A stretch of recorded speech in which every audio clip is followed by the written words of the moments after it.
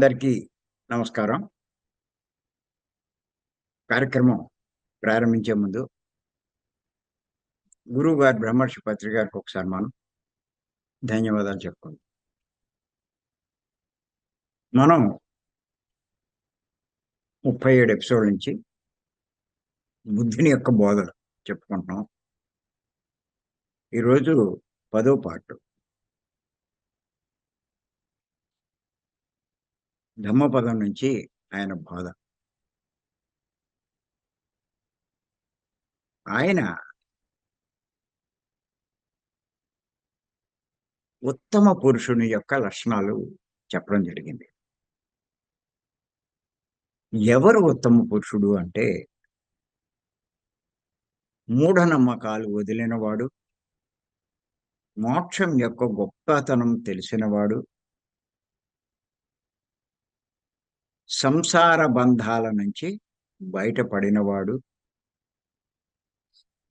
కోరికలు లేనివాడు ఉత్తమ పురుషుడు అని చెప్పడం జరిగింది.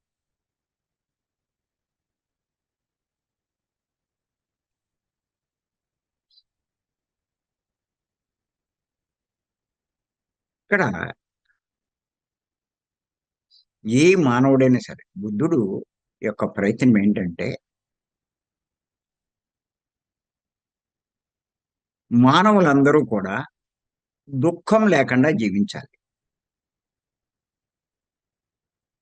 దుఃఖపడకూడదు.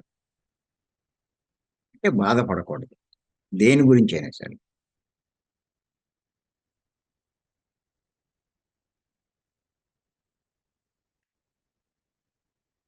ఆయన యొక్క ఆశయం అదే.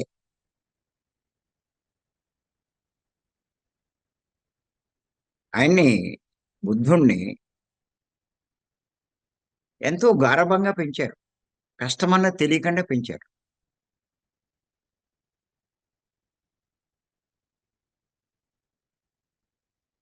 కారణం ఏంటి అంటే బుద్ధుడు పుట్టిన వెంటనే వాళ్ళ కుల గురువు, వాళ్ళ గురువు ఏమని చెప్పాడంటే బుద్ధుడి జాతకం చూసి, వీడు గొప్ప చక్రవర్తిని అవుతాడు, లేకపోతే సన్యాసి అయినా అవుతాడు. అది రాజు కొంచెం భయపడ్డాడు. చక్రవర్తి అవుతే పర్వాలేదు కానీ వీడు సన్యాసి అవుతే ఇంత రాజ్యం ఇదంతా సంపాదించి ఏంటి ఉపయోగం అని చెప్పి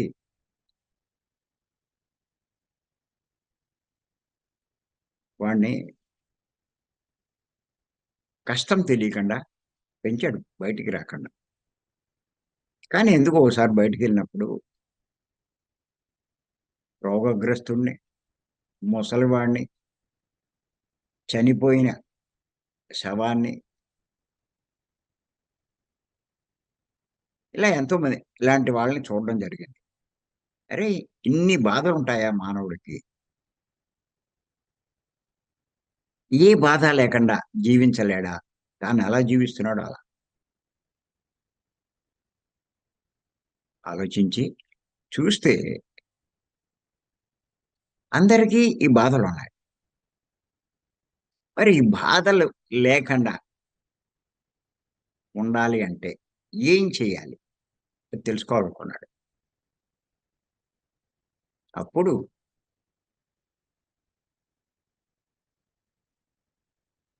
సంసారాన్ని వదిలిపెట్టి ఒక్కగానొక్క కొడుకు, చిన్న పిల్లవాడు. వాడిని వదిలిపెట్టేసి రాజ్యాన్నంతా వదిలి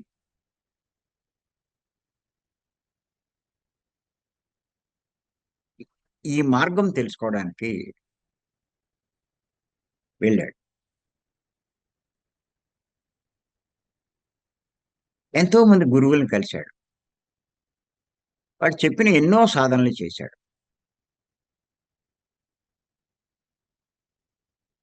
ఒక రకంగా దేనికోసమో ఇయన్నీ వదిలి ఇన్ని సాధనలు చేశాడు. ఇంతమందిని కలిసాడు.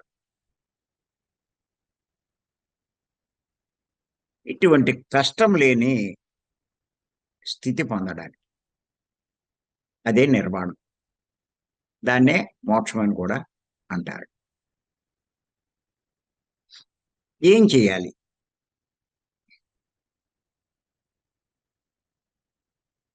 అని చెప్పి అన్వేషిస్తూ ఇంచుమించు 6, 7 సంవత్సరాలు ఎన్నో కష్టాలు పడ్డాడు. ఎన్నో రకరకాల సాధనలు కూడా చేశాడు.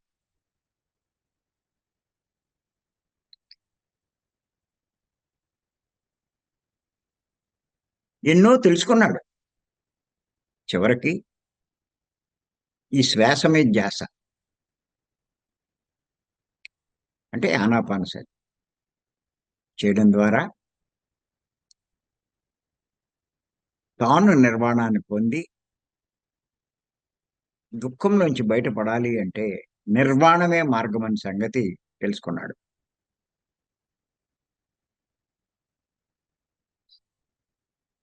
నిర్వాణము అంటే జన్మ లేని స్థితి పొందడం.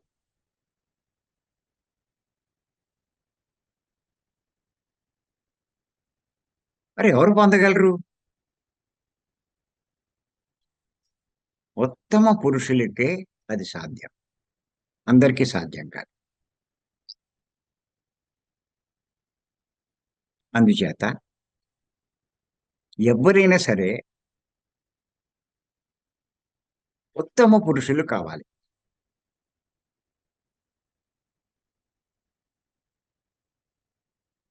మరి ఎవరు ఉత్తమ పురుషులు అవుతారు అంటే ఆయన తెలుసుకున్నటువంటి విషయాల్నే బో బోధించడం జరిగింది ఆయన. ఎవరు అంటే మూఢ నమ్మకాలు వదిలినవాడు.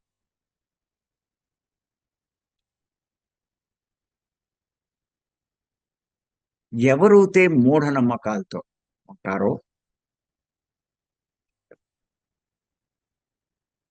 మూఢనమ్మకాలు అంటే అందరూ చేసేది చేయడం.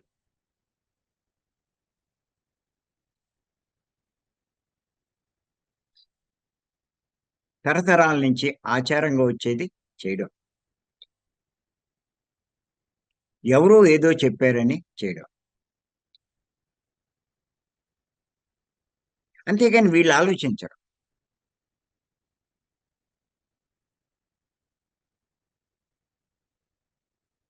ఈ ఆలోచించకపోతే అందరిలాగే ఉంటాడు ఈడు.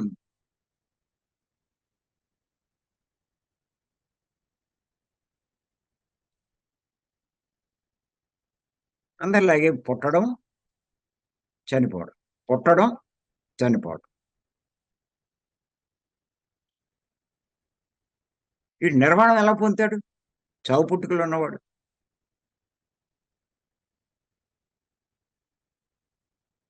అంచేత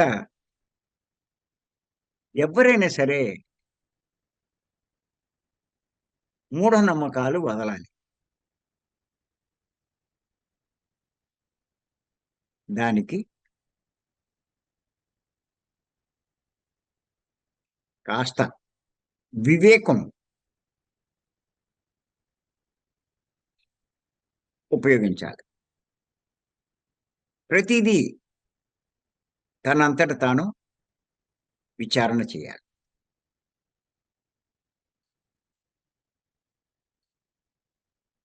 అప్పుడు సత్యం తెలుసుకుంటాడు. ఆ మూఢనమ్మకాల నుంచి బయటపడతాడు. అందుకే మూఢనమ్మకాలు వదిలిన వాడే ఉత్తమ పురుషుడు అన్నాడాయన. మీరు కూడా ఉత్తమ పురుషుడు కావాలి అంటే, అంటే మోక్షం పొందాలి అంటే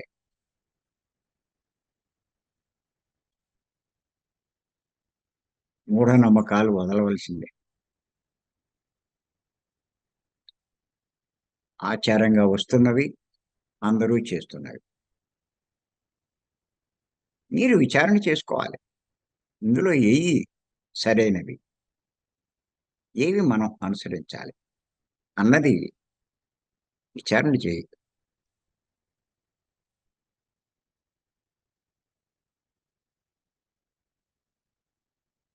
అలాగే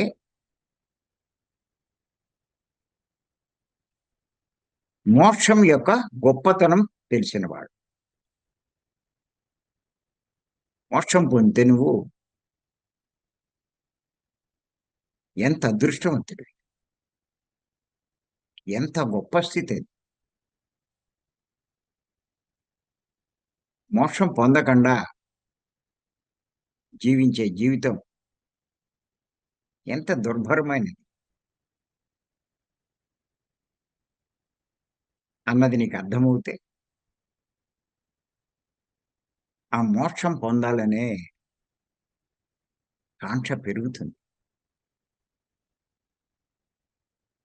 ఆ కాంక్ష ఉన్నవాడే ఆ ప్రయత్నం చేస్తాడు. అలాంటి వాడిని ముముక్షువు అంటారు పెద్దలు. ఆ ముముక్షత్వం ఉన్నవాళ్ళే ఈ ప్రయత్నం చేస్తారు. ఇప్పుడు మనమంతా కూడా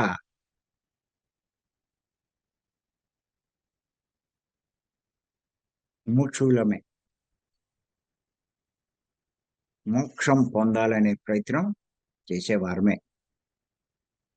లేకపోతే ఇంత శ్రద్ధగా ఇన్ని సంవత్సరాల నుంచి ఎందుకొస్తామండి ఈ జూమ్‌లోకి? ఈ విషయాలు ఎందుకు తెలుసుకుంటామండి? తెలుసుకున్నవి ఎందుకు ఆచరిస్తామండి?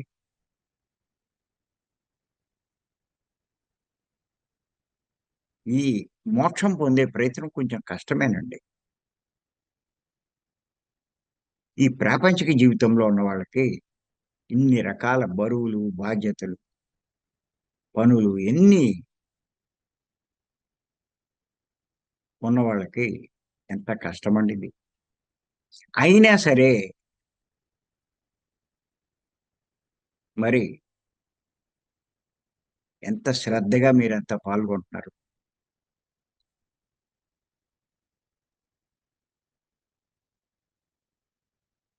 కారణం ఏంటంటే మోక్షం పొందాలనే. ఎందుకుంది ఆ కాంక్ష? మోక్షం యొక్క గొప్పతనం ఏంటో మనం తెలుసుకున్నాం. ఈ సంసార జీవితంలో ఉన్న బాధలేంటో తెలుసుకున్నాం. దీనికి ఫుల్ స్టాప్ పెట్టాలని చెప్పి తెలుసుకున్నాం. అందుకే ఈ ప్రయత్నం.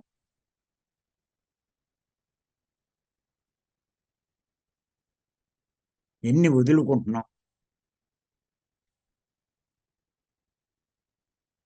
ఎంత కష్టపడుతున్నాం. సుఖం కోసం కూడా చూడకుండా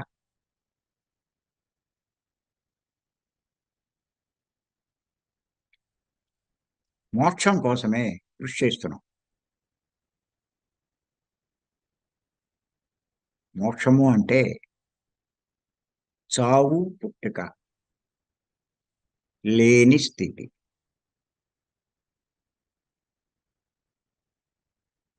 పుట్టుకుంటేనండి బాధలు, దుఃఖం. పుట్టుకే లేకపోతే ఇక బాధేది. అది. అందుకే ఆ గొప్పతనం తెలిసినవాడు ఉత్తమ పురుషుడు అని బుద్ధుడన్నాడు.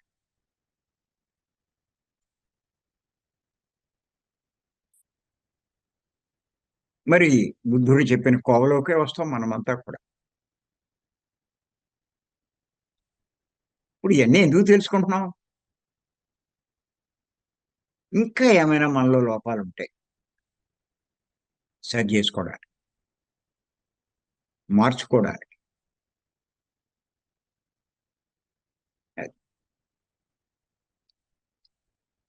ఇంకా ఆయన ఏం చెప్పాడంటే, సంసార బంధాల నుంచి బయటపడిన వారు.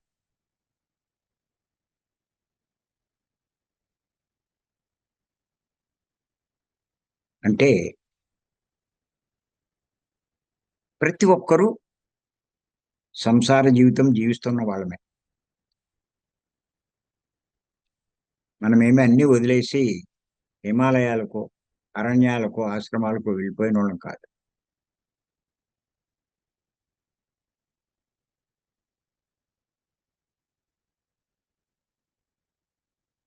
ఈ సంసారంలో ఉండడం వల్ల, ఆ సంసారంలో ఉన్న వారి మీద సహజంగానే మమకారం ఉంటుంది ఎవరికైనా. ఏ భార్యకైనా భర్త అంటే ఇష్టం. ఏ భర్తకైనా భార్య అంటే ఇష్టం. ఏ తల్లికైనా పిల్లలంటే ఇష్టం. ఏ పిల్లలకైనా తల్లిదండ్రులంటే ఇష్టం. దాని మీద ఏం చేసినా వాళ్ళ గురించే చేస్తూ ఉంటారు. ఓ రకంగా చెప్పాలి అంటే వాళ్ళ జీవితాన్ని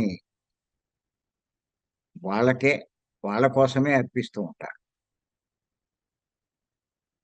ఎంతో త్యాగం చేస్తారు. కష్టపడి సంపాదించింది కూడా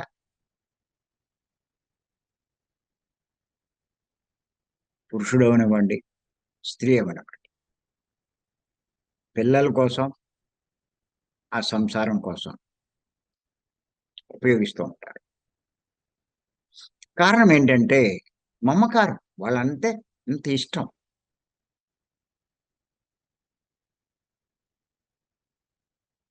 ఆ ఇష్టం వల్ల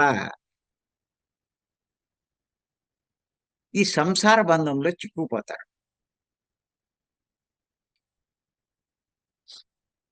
ఈ చిక్కుకుపోయిన వాళ్ళు మోక్షాన్ని పొందలేరు. ఎంచేతంటే మొత్తం వీళ్ళ జీవితం, వీళ్ళ సమయం, వీళ్ళకున్న శక్తియుక్తులు అన్నీ ఆ సంసారానికే ఇచ్చేస్తారు.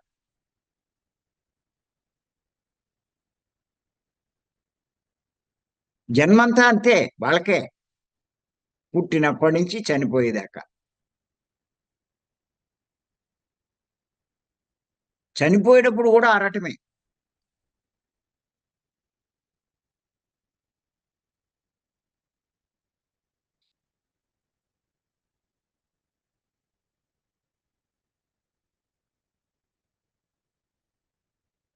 ఎంత ఆరాటం ఉంటుందంటే ఇప్పుడున్న జనాన్ని. ఈ ఉన్న వాటి మీద, ఈ సంసారం మీద, సంసారంలో ఉన్న వాళ్ళ మీద. విద్యా ప్రకాశానందగిరి స్వామి వారు ఒక కథ చెప్పేవాడు. ఆయన ప్రతి విషయం అర్థమయ్యేటట్టు ఒక్కో కథ చెప్తూ ఉంటాడు. పిట్ట కథలు. 'పరమార్థ కథలు' అనే పుస్తకం మన దగ్గర ఉంటుంది. సంపాదించుకోండి ప్రతి ఒక్కళ్ళు. చదవండి. క్లాసులు చెప్పడానికి కూడా చాలా బావుంటుంది. 'పరమార్థ కథలు.'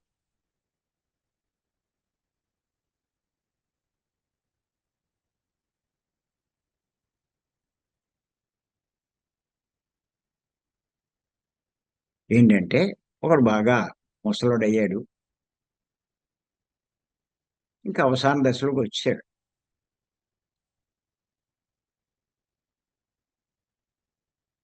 ఏదో కొన ప్రాణం ఉన్నట్టుంది. ఇంకెలాగో పోతాడని అర్థమైంది. ఆ కుటుంబ సభ్యులు ఏం చేశారంటే వాడిని తీసుకొచ్చి ఇంటి బయట పడుకోబెట్టారు. అది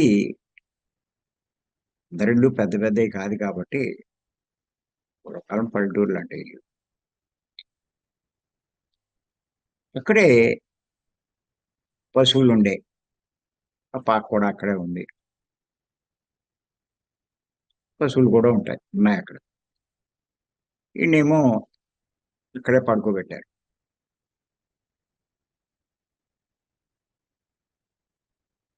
ఈడు కాసేపు ఉండేసరికి ఇప్పటిదాకా ఏం లేదు అలాగే పడున్నాడు. ప్రాణం ఉందా లేదా అన్నట్టుగా. కాసేపటికి ఉస్ ఉస్ అంటున్నాడు ఆడు. ఉస్ ఉస్ అంటున్నాడు. వీళ్ళంతా చాలా సంతోషించారు. నాన్నకి మళ్ళా ప్రాణం వచ్చేస్తుందేమో. ఉస్సు ఉస్సు అంటున్నాడు.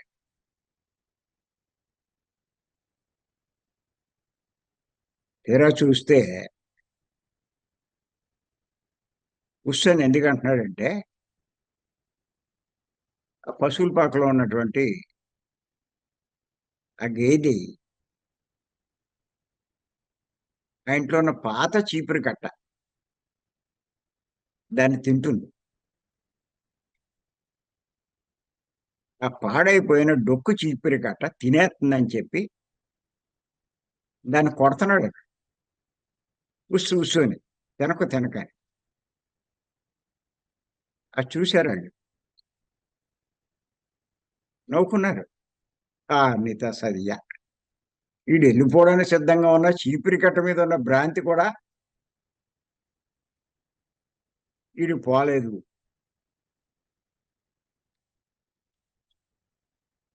అని చెప్పి అనుకున్నారు.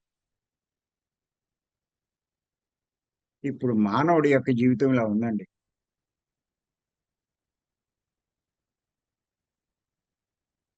అంత మమకారం పెంచుకున్నారు అన్నిటి మీద. పిల్లల మీద, భర్త మీద, భార్య మీద, సంసారం మీద, అన్నిటి మీద ఇంత మమకారం. ఈళ్ళకి మోక్షం ఎలా వస్తుందండి?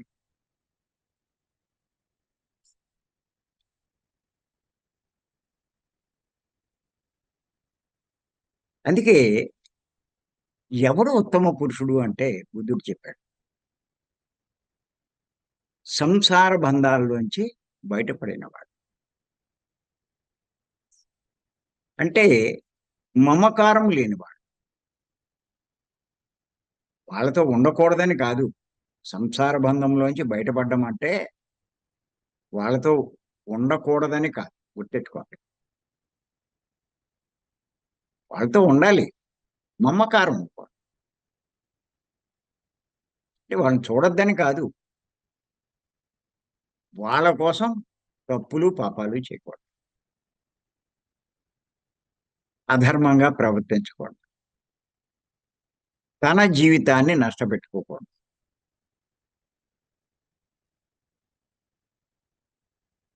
తన మోక్ష ప్రయత్నాన్ని ఆటంకం కలిగించుకోకూడదు.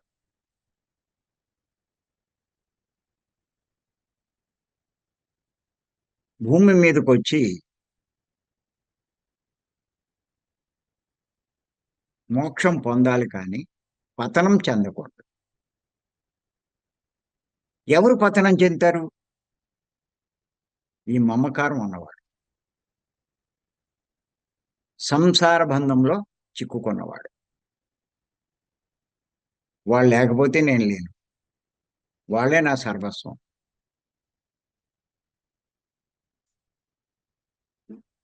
నేను నష్టపోయినా పర్వాలేదు. వాళ్ళు బావుంటే చాలు. ఇలాంటి భావాలతో ఉన్నవాళ్ళే సంసార బంధంలో ఉన్నవాళ్ళు.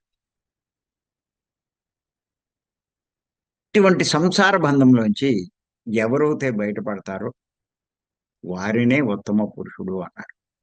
వాడే మోక్షం పొందగలడు. వాడే దుఃఖం నుంచి శాశ్వతంగా బయటపడగలడు.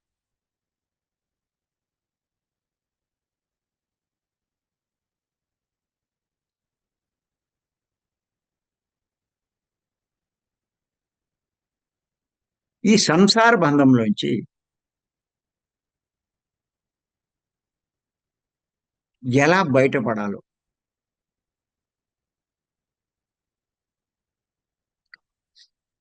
ఆది శంకరాచార్య వారు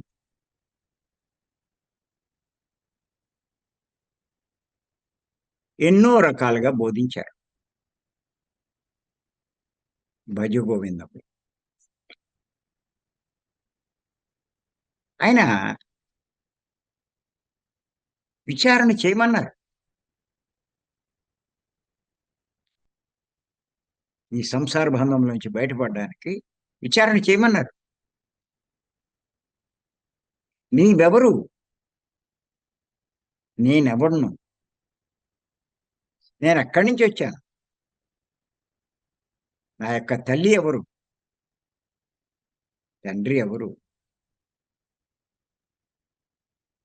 ఇయన్నీ విచారణ చేయమన్నారు. తెలుసుకోమన్నారు. విచారణ చేయడం అంటే తెలుసుకోవాలి. నిజంగానే ఆవిడ నా తల్లా?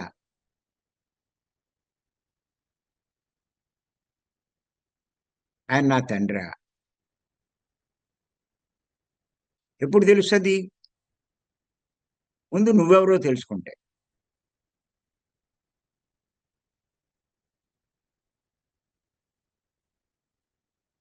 ఎవరు నువ్వు? నువ్వు ఆత్మవు.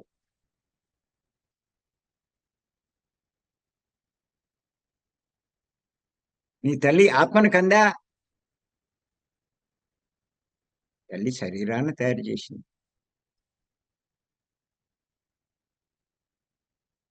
ఆ శరీరంలో తల్లి తయారు చేస్తున్న, గర్భంలో తయారు చేస్తున్న శరీరంలో ఆత్మైన నువ్వు పైలోకాల్లోంచి వచ్చి తల్లి గర్భంలో ఉన్న శరీరంలో ప్రవేశించినప్పుడే ఆ శరీరానికి జీవం వచ్చింది. అంటే ప్రాణం వచ్చింది. అంటే కదలికలు మొదలైనయి. ఆ తల్లి శరీరంలో తయారయ్యే శిశువులో ఆత్మైన నువ్వు ప్రవేశించకపోతే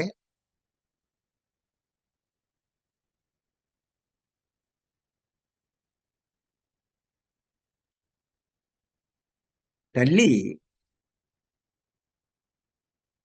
ఆ శిశువుకు జన్మనిచ్చినా అది మృత శిశువే అవుతుంది. జీవమున్న శిశువు కాదు.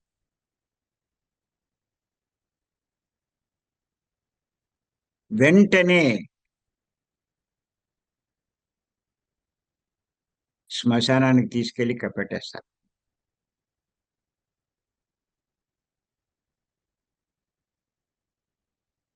నా కొడుకని ఉంచుకోదుగా తల్లి.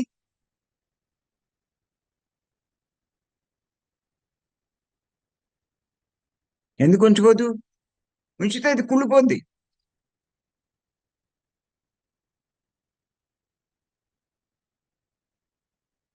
కుళ్ళిపోయే శరీరం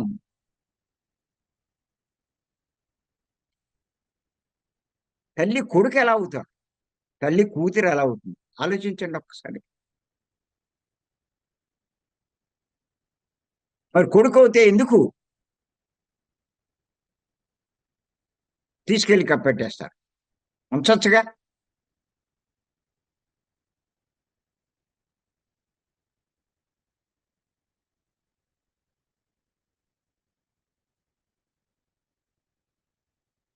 ఏమి ఆలోచించకుండా తీసుకెళ్ళి కప్పెట్టేస్తారు.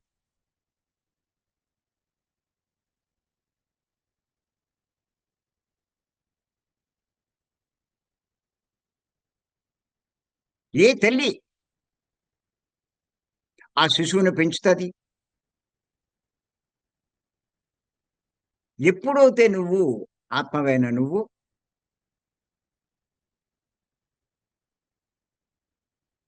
ఆ తల్లి గర్భంలో ఉన్న ఆ శిశువులో ప్రవేశిస్తావో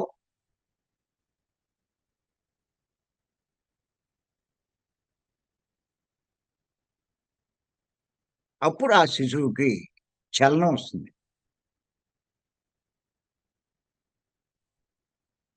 అప్పుడే తల్లి అంటూ ఉంటుంది. ఆ చలనం వచ్చినప్పుడు. లోపల తంతున్నాడు, తంతున్నాడు.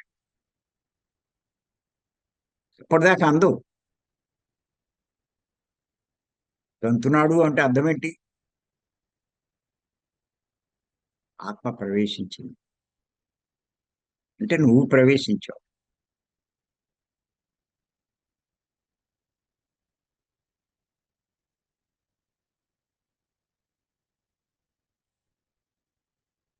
ఇప్పుడు చెప్పండి, ఆ తల్లికి నువ్వు పుట్టావా?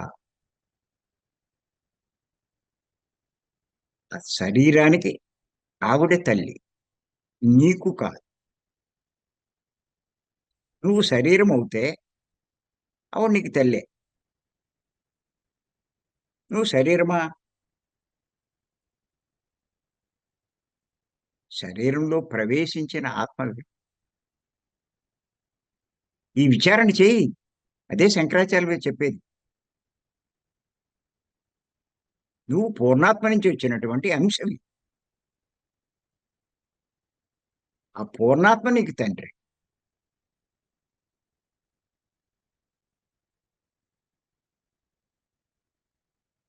ఆయనే తల్లి అయినా తండ్రి అయినా. ఆయనే లేకపోతే నువ్వెక్కడున్నావు?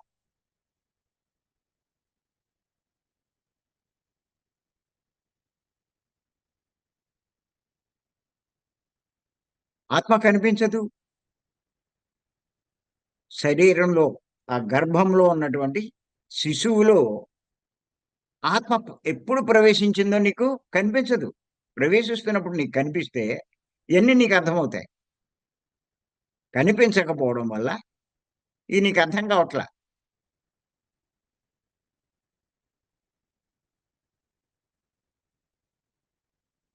ఆ పిల్లవాడు పెరుగుతున్నాడు అనుకుంటూ ఉంటాం.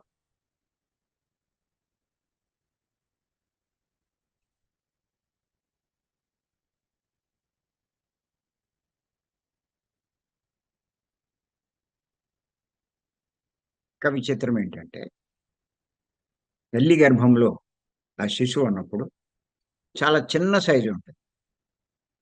ఇంకా తక్కువ నెలలో ఉన్నప్పుడు ఇంకా చిన్న సైజు. బయటకు వచ్చిన తర్వాత, అంటే జన్మించిన తర్వాత రోజు రోజుకు ఎదుగుతూ ఉంటుంది. ఆ చిన్న శిశువులోనూ ఆత్మ ఇముడు ఉంది. ఈ శరీరం ఎంత పెద్దదైనా ఆత్మ శరీరం అంతా విస్తరించి ఉంటుంది. ఆత్మ యొక్క గొప్పతనం తెలుసుకోండి మీరు.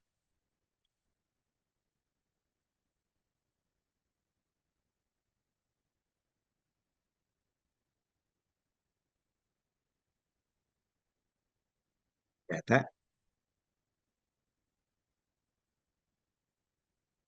నువ్వు నీ తల్లి శరీరంలో ఎలా ప్రవేశించావో, ఇంకొక ఆత్మ, సృష్టిలో ఉన్నటువంటి ఇంకొక ఆత్మ నీ శరీరంలో ప్రవేశించింది.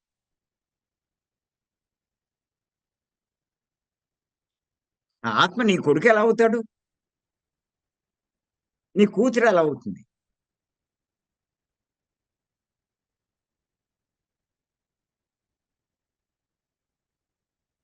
కానీ అలా అని పడేయమంటారా?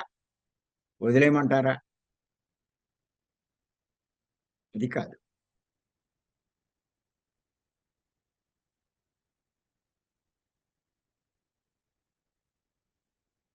సృష్టిలో కొన్ని ధర్మాలున్నాయి.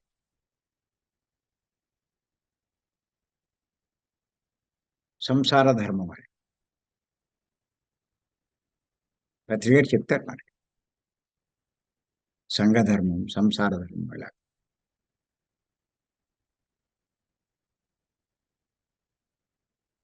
నీ తల్లిదండ్రులు ఆత్మ అయిన నువ్వు ఎదగడానికి, జ్ఞానం పొందడానికి,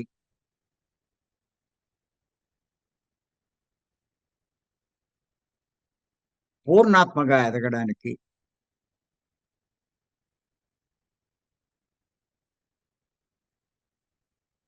నీకు ఎలా అవకాశం కల్పించారో, భూమి మీదకి రావడానికి బాధ్యతతో పెంచారో, అలాగే నువ్వు కూడా ఇంకా కొన్ని ఆత్మలకి అవకాశం కల్పించాలి. అదే సంసార ధర్మం. వాళ్ళని పెంచి పోషించాలి. రెక్కలు వచ్చేదాకా గుర్తుపెట్టు.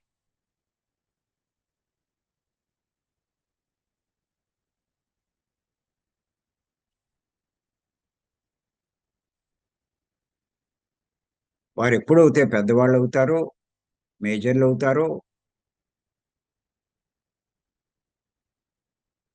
వారి ప్రణాళిక ప్రకారం వాళ్ళ జీవిత అనుభవాలు పొందుతారు. పాఠాలు నేర్చుకుంటారు. ఎదుగుతారు.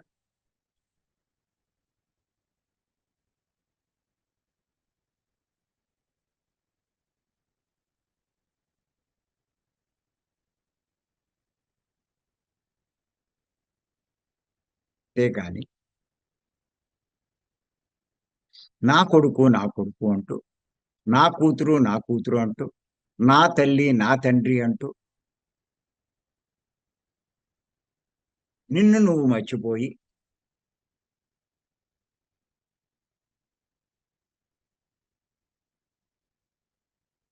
నీ లక్ష్యమేంటో మర్చిపోయి, నీ ప్రణాళికేంటో నువ్వు మర్చిపోయి,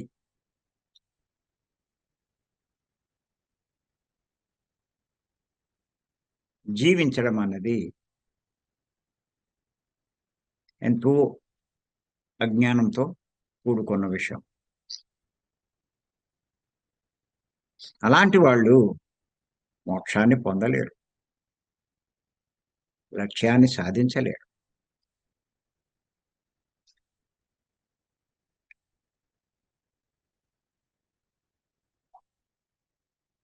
అటువంటి వాడు ఉత్తమ పురుషుడు ఎలా అవుతాడు? అందుకే బుద్ధుడేమన్నాడంటే, సంసార బంధంలోంచి బయటపడాలి అన్నాడు. బయటపడాలంటే ఇయన్నీ తెలుసుకోవాలి. శంకరాచార్యుల వారు చెప్పినప్పుడు విచారణ చేసి, ఇయన్నీ తెలుసుకోవాలి. అప్పుడు నువ్వు బయటపడతావు. బయటపడతావంటే మమకారాన్ని వదులుతావు. అది.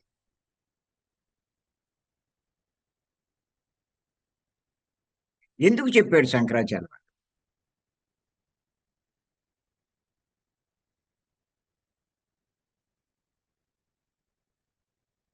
చూడలేరా, ఇయన్నీ ఉన్నాయి అనుకుంటున్నావు, ఉండేవనుకుంటున్నావు. ఇయన్నీ శాశ్వతం అనుకుంటున్నావు.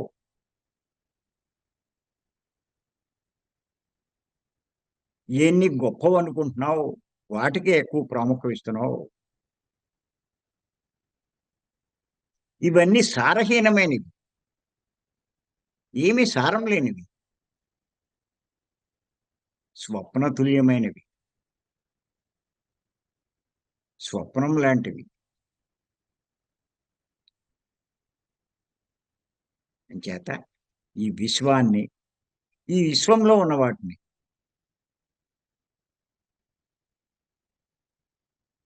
విచారణ ద్వారా విడిచిపెట్టాలి అన్నారు. మరిప్పుడు మనం తీవ్ర సాధన చేస్తున్నాం. బుద్ధి పెంచుకుంటున్నాం.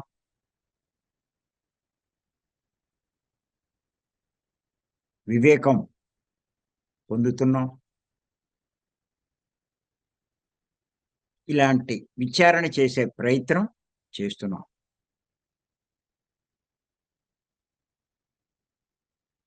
బుద్ధుడు, శంకరాచార్య వారు, పత్రి గారు ఇలాంటి వాళ్ళు చెప్పిన బోధల్ని పాటిస్తున్నాం. దుఃఖంలోంచి ఎందుకు బయటపడమని? ఖచ్చితంగా బయటపడతాం. మరి ఈ అవకాశం ఇచ్చిన మీ అందరికీ నా ధన్యవాదాలు.